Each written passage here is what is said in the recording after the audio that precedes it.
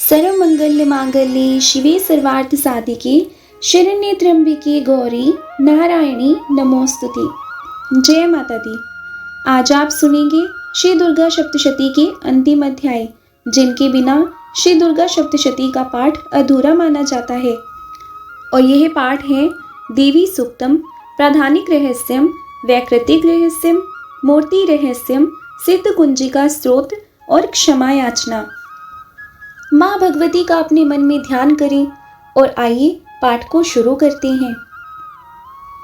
देवी को नमस्कार है, महादेवी शिवा को सर्वदा नमस्कार है, प्रकृति एवं भद्रा को प्रणाम है, जगदम्बा को नियम पूर्वक नमस्कार है, रुद्रा को नमस्कार है, नित्य गौरी एवं धात्री को बारंबार नमस्कार है, ज्योत्स्नामयी चंद्र रूपिणी एवं सुख स्वरूपा देवी को सतत प्रणाम है।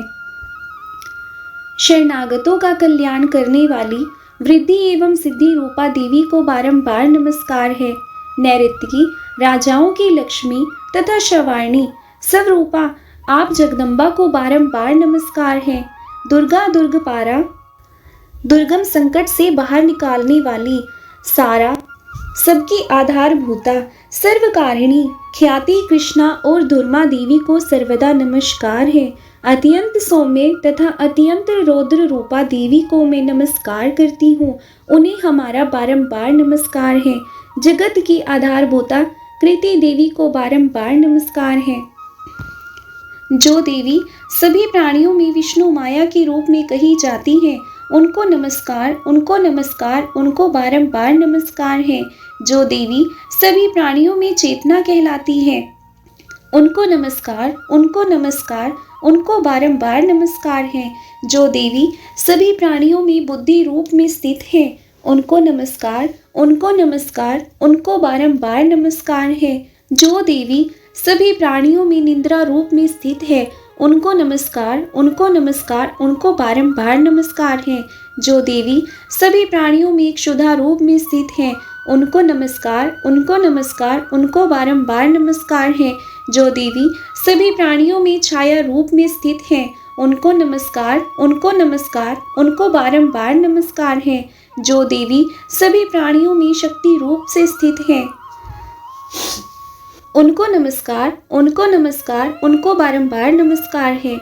जो देवी सभी प्राणियों में एक शांति रूप में स्थित है, उनको नमस्कार, उनको नमस्कार, उनको बारंबार नमस्कार है। जो देवी सभी प्राणियों में जाति रूप में स्थित है, उनको नमस्कार, उनको नमस्कार, उनको बारंबार नमस्कार है। जो देवी सभी प्राणियों में लज्जा रूप में स्थित है, उनको नमस्कार, उनको नमस्कार, उनको बारंबार नमस्कार है। जो देवी सभी प्राणियों में शांति रूप में स्थित है, उनको नमस्कार, उनको नमस्कार, उनको बारंबार नमस्कार है। जो देवी सभी प्राणियों में कांति रूप में स्थित है, उनको नमस्कार, उनको नमस्कार, उनको बारंबार नमस्कार है। जो देवी सभी प्राणियों में लक्ष्मी रूप में स्थित है, उनको नमस्कार, उनको नमस्कार, उनको बारंबार नमस्कार है। जो देवी सभी प्राणियों में वृत्ति रूप से स्थित है, उनको नमस्कार, उनको नमस्कार, उनको बारंबार नमस्कार है। जो देवी सभी प्राणियों में स्मृति रूप में स्थित है, उनको नमस्कार, उनको नमस्कार, उनको बारंबार नमस्कार है। जो देवी सभी प्राणियों में दया रूप से स्थित है, उनको नमस्कार, उनको नमस्कार, उनको बारंबार नमस्कार है। जो देवी सभी प्राणियों में तुष्टि रूप से स्थित है, उनको नमस्कार, उनको नमस्कार, उनको बारंबार नमस्कार है। जो देवी सभी प्राणियों में माता रूप से स्थित है, उनको नमस्कार, उनको नमस्कार, उनको बारंबार नमस्कार है। जो देवी सभी प्राणियों में भ्रांति रूप में स्थित है, उनको नमस्कार, उनको बारंबार नमस्कार है। जो जीवों के इंद्रिय वर्ग की अधिष्ठात्री देवी एवं सब प्राणियों में सदा व्याप्त रहने वाली है, उन व्याप्ति देवी को बारंबार नमस्कार है। जो देवी चैतन्य रूप में संपूर्ण जगत को व्याप्त करके स्थित है, उनको नमस्कार, उनको बारंबार नमस्कार है। पूर्व काल में अपने अभीष्ट की प्राप्ति होने से देवताओं ने जिनकी स्तुति की तथा देवराज इंद्र ने बहुत दिनों तक जिनकी सेवा वह कल्याण की साधन भूता ईश्वरी हमारा कल्याण और मंगल करे तथा सभी आपत्तियों का सर्वनाश करे। उदंड दैत्यों से सताए हुए हम सभी जिन परमेश्वरी को इस समय नमस्कार करते हैं तथा जो भक्ति से विनम्र पुरुषों द्वारा स्मरण की जाने पर तत्काल ही संपूर्ण विपत्तियों का नाश कर देती हैं, वे जगदम्बा हमारा संकट दूर करें। इस प्रकार देवी सूक्त संपूर्ण हुआ। प्राधानिक रहस्यम। ओम सप्तशती के इन 3 रहस्यों के नारायण ऋषि अनुष्टुप, चंद्र तथा महाकाली, महालक्ष्मी एवं महासरस्वती देवता हैं। शास्त्रोक्त फल की प्राप्ति के लिए जप में विनियोग होता है। राजा बोले, भगवन आपने चंडिका के अवतारों की कथा मुझसे कही। ब्राह्मण, अब इन अवतारों की प्रधान प्रकृति का निरूपण कीजिए। द्विज श्रेष्ठ, मैं आपके चरणों में पड़ा हूँ। मुझे देवी के जिस स्वरूप की और जिस विधि से आराधना करनी है वह सब यथार्थ रूप से बतलाइए। ऋषि कहते हैं, राजन, यह रहस्य परम गोपनीय है, इसे किसी से कहने योग्य नहीं बतलाया गया है, किंतु तुम मेरे भक्त हो इसलिए तुमसे ना कहने योग्य मेरे पास कुछ भी नहीं है। त्रिगुणमयी परमेश्वरी महालक्ष्मी ही सबका आदि कारण है। वे ही दृश्य और अदृश्य रूप से संपूर्ण विश्व को व्यापित करके स्थित हैं।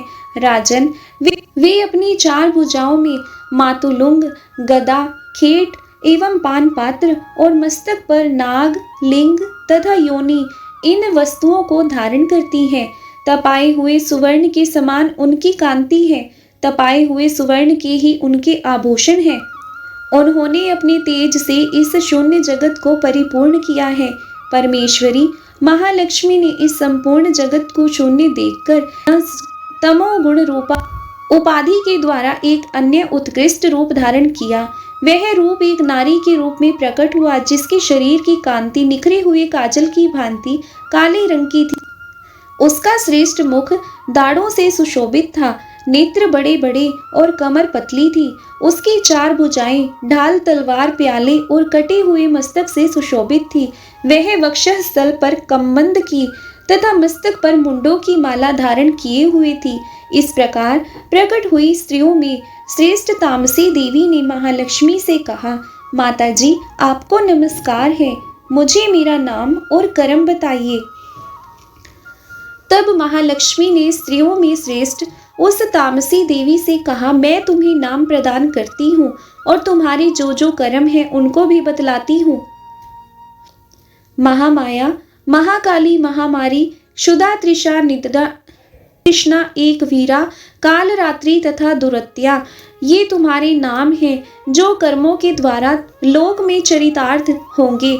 इन नामों के द्वारा तुम्हारे कर्मों को जानकर जो उनका पाठ करता है वह सुख भोगता है।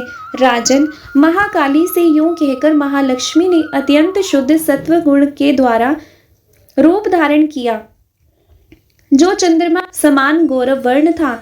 वह श्रेष्ठ नारी अपने हाथों में अक्षमाला, अंकुश, वीणा तथा पुस्तक धारण किए हुए थी। महालक्ष्मी ने उसे भी नाम प्रदान किए।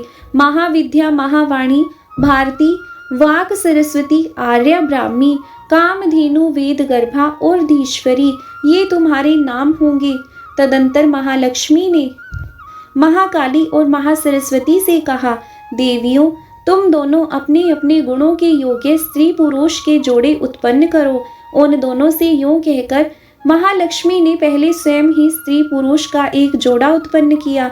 वे दोनों हिरण्यगर्भ, सुंदर तथा कमल के आसन पर विराजमान थे। उनमें से एक स्त्री थी और दूसरा पुरुष। तत्पश्चात माता महालक्ष्मी ने पुरुष को पर ब्रह्मांड, विधि, विरंच तथा धात इस प्रकार संबोधित किया और स्त्री को श्री, पद्मा, कमला, लक्ष्मी इत्यादि नाम से पुकारा। इसके बाद महाकाली और महासरस्वती ने भी एक एक जोड़ा उत्पन्न किया। इनके भी रूप और नाम मैं तुमसे बतलाता हूँ। महाकाली ने कंठ में नील चिन्ह से युक्त लाल भुजा, श्वेत शरीर और मस्तक पर चंद्रमा धारण करने वाले पुरुष को तथा गोरे रंग की स्त्री को जन्म दिया। वह पुरुष शंकर रुद्र, स्थाणु, कपर्दी और त्रिलोचन के नाम से प्रसिद्ध हुआ तथा स्त्री के त्रयी विद्या कामधेनु, भाषा, अक्षरा और स्वरा ये नाम हुए।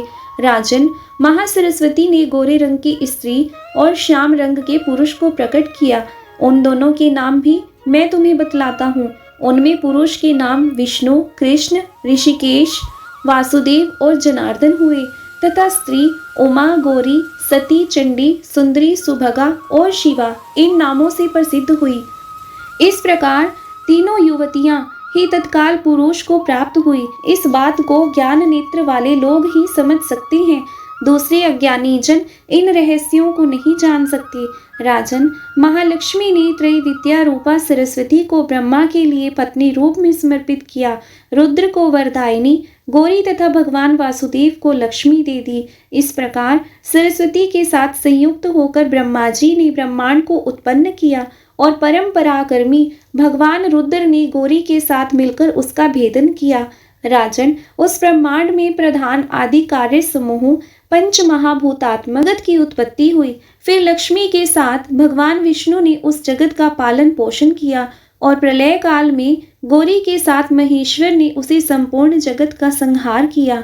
महालक्ष्मी ही सर्वसत्वमयी तथा सब सत्वों की आधीश्वरी है। वे ही निराकार और साकार रूप में रहकर नाना प्रकार के नाम धारण करती हैं। सगुणवाचक सत्य, ज्ञान, चित्त, महामाया आदि नामांतरों से इन महालक्ष्मी का निरूपण करना चाहिए। केवल एक नाम से अथवा अन्य प्रत्यक्ष आदि प्रमाण से उनका वर्णन नहीं हो सकता। प्राधानिक रहस्य संपूर्ण हुआ। वैकृतिक रहस्यम। ऋषि कहते हैं, राजन, पहले जिन सत्व प्रधाना त्रिगुणमयी महालक्ष्मी के तामसी आदि भेद से 3 स्वरूप बतलाए गए, वे ही शर्वा, चंडिका, दुर्गा, भद्रा और भगवती आदि नामों से कही जाती हैं। तमोगुणमयी महाकाली भगवान विष्णु की योग निद्रा कही गई है। मधु कैटभ का नाश करने के लिए ब्रह्मा जी ने जिनकी स्तुति की थी, उन्हीं का नाम महाकाली है। उनके 10 मुख, 10 भुजाएं और 10 पैर हैं। वे काजल के समान काले रंग की हैं तथा 30 नेत्रों की विशाल पंक्ति से सुशोभित होती हैं। भोपाल उनके दांत और दाढ़ें चमकती रहती हैं। यद्यपि उनका रूप भयंकर है, तथापि वे रूप सौभाग्य, कांति एवं महती संपदा की अधिष्ठान है। वे अपने हाथों में खड्ग, बाण, गदा, शूल, शंख, चक्र, भूषुंडी, परीघ, धनुष तथा जिससे रक्त चूता रहता है ऐसा कटा हुआ मस्तक धारण करती हैं। महाकाली भगवान विष्णु के दुस्तर माया है। आराधना करने पर ये चराचर जगत को अपने उपासक के अधीन कर देती हैं। संपूर्ण देवताओं के अंगों से जिनका प्रादुर्भाव हुआ था, वे अनंत काली से युक्त साक्षात महालक्ष्मी हैं। उन्हें ही त्रिगुणमयी प्रकृति कहते हैं तथा वे ही महिषासुर का मर्दन करने वाली हैं। उनका मुख गोरा, भुजाएं श्याम, स्तन मंडल अत्यंत श्वेत, कटिभाग और चरण लाल तथा जंघा और पिंडली नीले रंग की हैं। अजेय होने के कारण उनको अपने शौर्य का अभिमान है।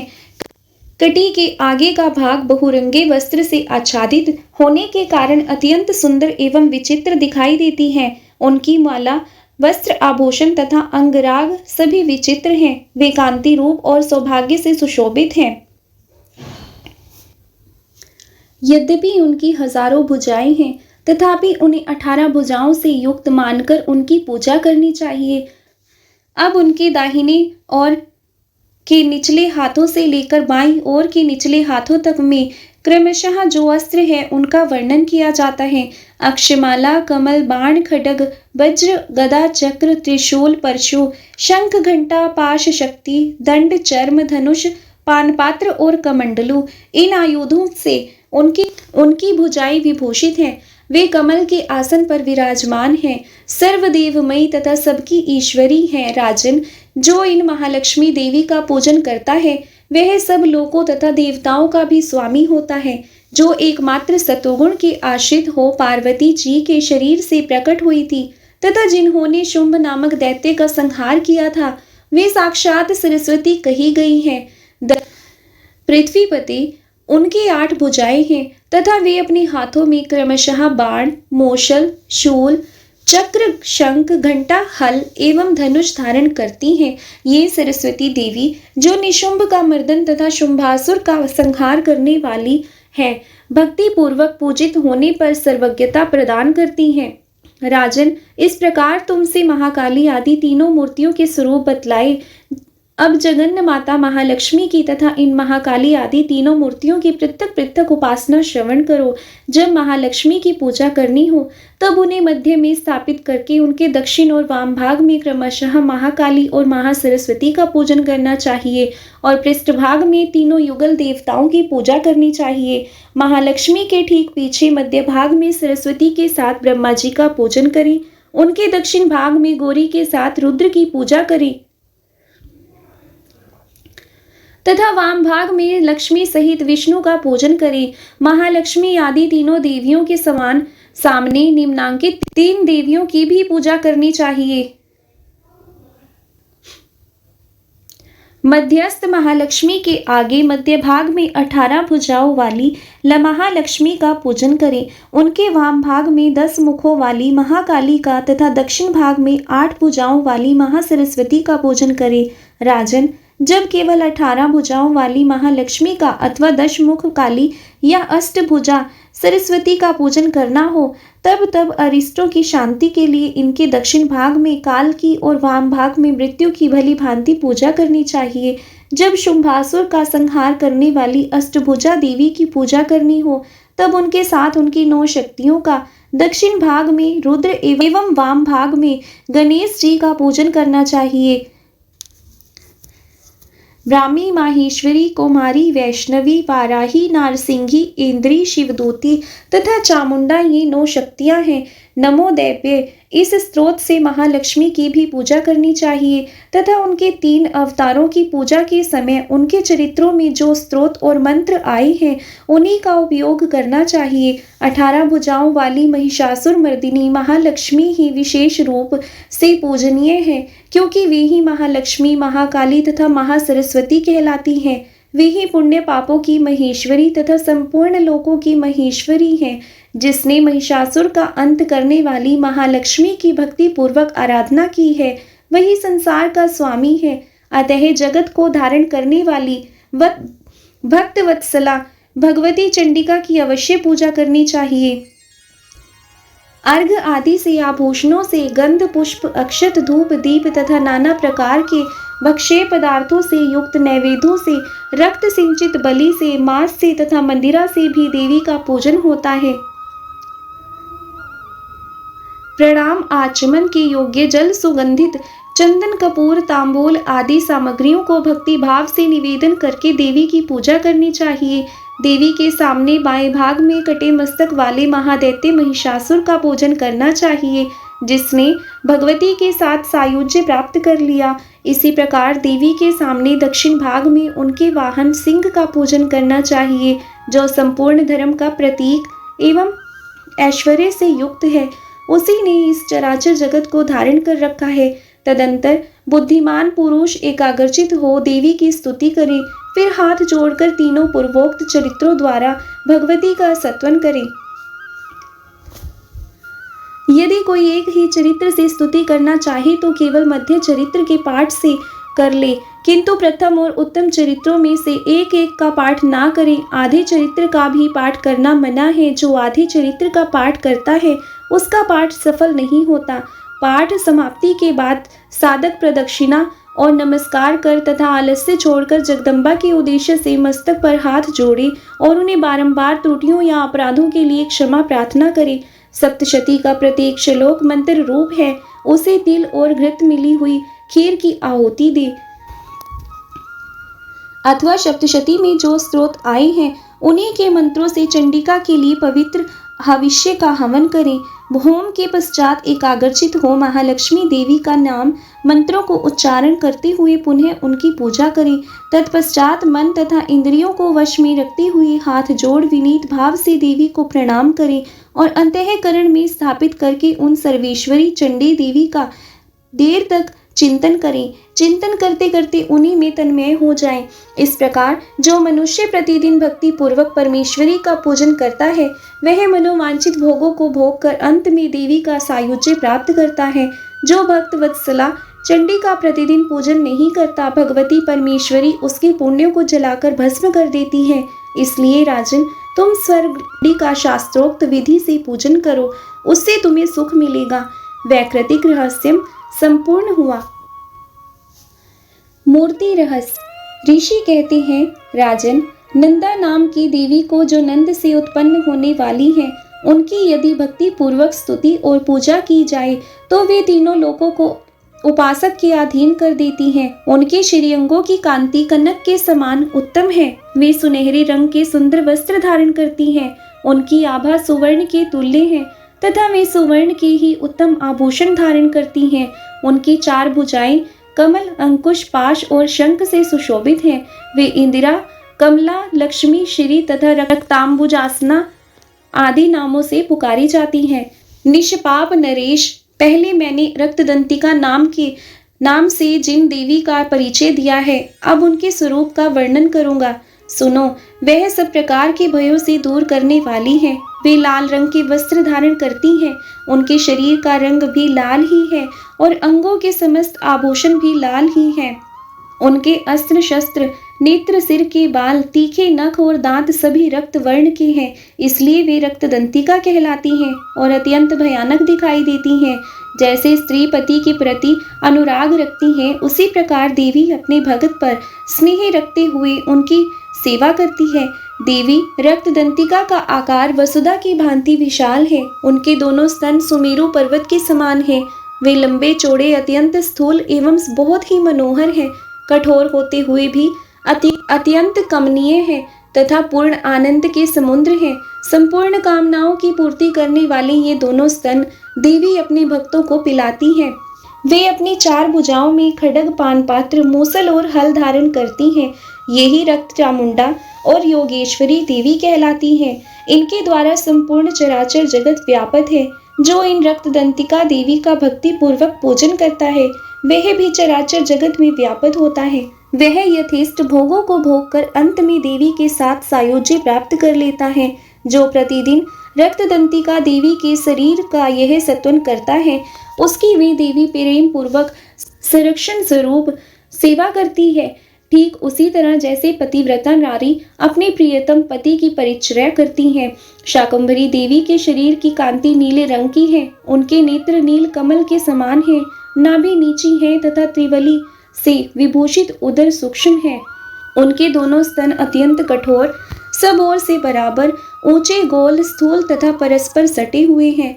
वे परमेश्वरी कमल में निवास करने वाली हैं और हाथों में बाणों से भरी मुष्टि, कमल, शाख समूह तथा प्रकाशमान धनुष धारण करती हैं। वह शाख समूह अनंत मनोवांछित रसों से युक्त तथा क्षुधा, तृषा और मृत्यु के भय को नष्ट करने वाला तथा फूल, पल्लव, मूल आदि एवं फलों से संपन्न है। वे ही शाकंभरी, सताक्षी तथा दुर्गा कही गई है। वे शोक से रहित, दुष्टों का दमन करने वाली तथा निष्पाप तथा पाप और विपत्ति की शांति करने वाली है। उमा, गौरी, सती, चंडी, कालिका और पार्वती भी वे ही हैं। जो मनुष्य शाकंभरी देवी की स्तुति, ध्यान, जप और वंदन करता है वह शीघ्र ही अन्न, पान एवं अमृत रूप अक्षय फल का भागी होता है। भीमा देवी का वर्ण भी नील है। उनकी दाढ़ी और दांत चमकती रहती हैं। उनके नेत्र बड़े बड़े हैं। स्वरूप स्त्री का है। स्तन गोल गोल और स्थूल है। वे अपने हाथों में चंद्रहास नामक खड्ग, डमरू, मस्तक और पानपात्र धारण करती हैं। वे ही एक वीरा, कालरात्रि और कामदा कहलाती हैं और इन नामों से प्रशंसित होती हैं। भ्रामरी देवी की कांति विचित्र है। वे अपने तेजोमंडल के कारण दुर्धर्ष दिखाई देती हैं। उनका अंगराग भी अनेक रंग का है तथा वे चित्र विचित्र आभूषणों से विभूषित हैं। चित्र, भ्रमर, पाणी और महामारी आदि नामों से उनकी महिमा का गान किया जाता है। राजन, इस प्रकार जगन्य माता चंडिका देवी की ये मूर्तियां बतलाई गई हैं, जो कीर्तन करने पर कामधेनु के समान संपूर्ण कामनाओं को पूर्ण करती हैं। यह परम गोपनीय रहस्य है। इसे तुम्हें दूसरे किसी को नहीं बतलाना चाहिए। दिव्य मूर्तियों का यह आख्यान मनोवांछित फल देने वाला है। इसलिए पूर्ण प्रयत्न करके तुम निरंतर देवी के जप में लगे रहो। सप्तशती के मंत्रों के पाठ से मनुष्य 7 जन्मों में उपर्जित ब्रह्म हत्या सदृश घोर पात को एवं समस्त कल्मशों से मुक्त हो जाता है। इसलिए मैंने पूर्ण प्रयत्न करके देवी के गोपनीय से भी अत्यंत गोपनीय ध्यान का वर्णन किया है, जो सब प्रकार के मनोवांछित फलों को देने वाला है। उनके प्रसाद से तुम सर्वमान्य हो जाओगे। देवी स्वरूपमयी है तथा संपूर्ण जगत देवी मैं है, अतः मैं उन विश्व रूपा परमेश्वरी को नमस्कार करता हूँ। मूर्ति रहस्य संपूर्ण हुआ। अब सुनिए सिद्ध कुंजिका स्तोत्र। शिवजी बोले, देवी सुनो, मैं उत्तम कुंजिका स्तोत्र का उपदेश करूंगा, जिस मंत्र के प्रभाव से देवी का जप पाठ सफल होता है। कवच, अर्गला, कीलक, रहस्य, सुक्त, ध्यान, न्यास, यहाँ तक कि अर्चन भी आवश्यक नहीं है। केवल कुंजिका के पाठ से दुर्गा पाठ का फल प्राप्त हो जाता है। यह कुंजिका अत्यंत गुप्त और देवों के लिए भी दुर्लभ है। हे पार्वती, इसे सब योनि की भांति प्रयत्न पूर्वक गुप्त रखना चाहिए। यह उत्तम कुंजिका स्त्रोत केवल पाठ के द्वारा मारण, मोहन, वशीकरण, स्तंभन, उच्चाटन आदि अभिचारिक उद्देश्यों को सिद्ध करता है। मंत्र में आए बीजों का अर्थ जानना ना संभव है, ना आवश्यक और ना वंचनीय, केवल जप पर्याप्त है। हे रुद्र रूपिणी, तुम्हें नमस्कार है। हे मधु दैत्यों को मारने वाली, तुम्हें नमस्कार है। कैटभ विनाशिनी को नमस्कार है। महिषासुर को मारने वाली देवी, तुम्हें नमस्कार है। शुंभ का हनन करने वाली, निशुंभ को मारने वाली, तुम्हें नमस्कार है। हे महादेवी, मेरे जप को जागृत और सिद्ध करो। एमकार के रूप में सृष्टि स्वरूपिणी, हेम के रूप में सृष्टि पालन करने वाली, क्लीम के रूप में काम रूपिणी, की बीज रूपिणी देवी, तुम्हें नमस्कार है। चामुंडा के रूप में चंड विनाशिनी और एमकार के रूप में तुम वर देने वाली हो। विच्चे रूप में तुम नित्य ही अभय देती हो। इस प्रकार एम ह्रीम क्लीम चामुंडाई विच्चे, तुम इस मंत्र का स्वरूप हो। धाम धीम धूम के रूप में धुर्जटी, शिव की तुम पत्नी हो। वांग वीम वोम के रूप में तुम वाणी की अधीश्वरी, क्राम क्रीम क्रूम के रूप में कालिका देवी, शाम शीम शोम के रूप में मेरा कल्याण करो। हुम हुम हुमकार स्वरूपिणी, जन जन जन जंभ नांदिनी, भ्राम भ्रीम भ्रूम के रूप में हे कल्याणकारिणी भैरवी भवानी, तुम्हें बार बार प्रणाम।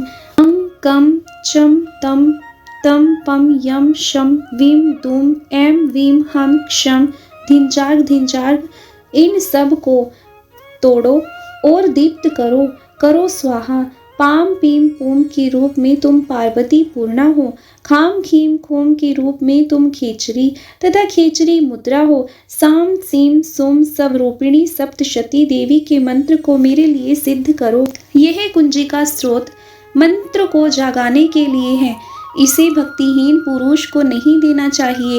हे पार्वती, इसे गुप्त रखो। हे देवी, जो बिना कुंजिका की सप्तशती का पाठ करता है, उसे उसी प्रकार सिद्धि नहीं मिलती जिस प्रकार वन में रोना निर्थक है। इस प्रकार श्री रुद्र यामल के गौरी तंत्र में शिव पार्वती संवाद में सिद्ध कुंजिका स्त्रोत संपूर्ण हुआ। जय माता दी। आइए अब माँ भगवती से क्षमा प्रार्थना करते हैं। परमेश्वरी, मेरे द्वारा रात दिन सहस्त्रों अपराध होते रहते हैं। यह मेरी दासी है, यूँ समझकर मेरे उन अपराधों को तुम कृपा पूर्वक क्षमा करो। परमेश्वरी, मैं आवाहन नहीं जानती, विसर्जन करना नहीं जानती तथा पूजा करने का ढंग भी नहीं जानती, क्षमा करो। देवी सुरेश्वरी, मैंने जो मंत्रहीन, क्रियाहीन और भक्तिहीन पूजन किया है, वह सब आपकी कृपा से पूर्ण हो। सैकड़ों अपराध करके भी जो तुम्हारी शरण में जा जगदम्बा कहकर पुकारता है, उसे वही गति प्राप्त होती है जो ब्रह्मादि देवताओं के लिए सुलभ नहीं है। जगदम्बिके, मैं अपराधी हूँ, किंतु तुम्हारी शरण में आई हूँ। इस समय दया की पात्रा हूँ, तुम जैसा चाहो वैसा करो। देवी परमेश्वरी, अज्ञान से, भूल से तथा बुद्धि भ्रांत होने के कारण मैंने जो न्यूनता या अधिकता कर दी हो, वह सब क्षमा करो और प्रसन्न हो। सच्चिदानंद स्वरूपा परमेश्वरी, जगन्न माता कामेश्वरी, तुम प्रेम पूर्वक मेरी यह पूजा स्वीकार करो और मुझ पर प्रसन्न रहो। देवी सुरेश्वरी, तुम गोपनीय से भी गोपनीय वस्तु की रक्षा करने वाली हो। मेरे निवेदन किए हुए इस जप को ग्रहण करो। तुम्हारी कृपा से मुझे सिद्धि प्राप्त हो। इस प्रकार दुर्गा सप्तशती पाठ संपूर्ण हुआ। जय माता दी।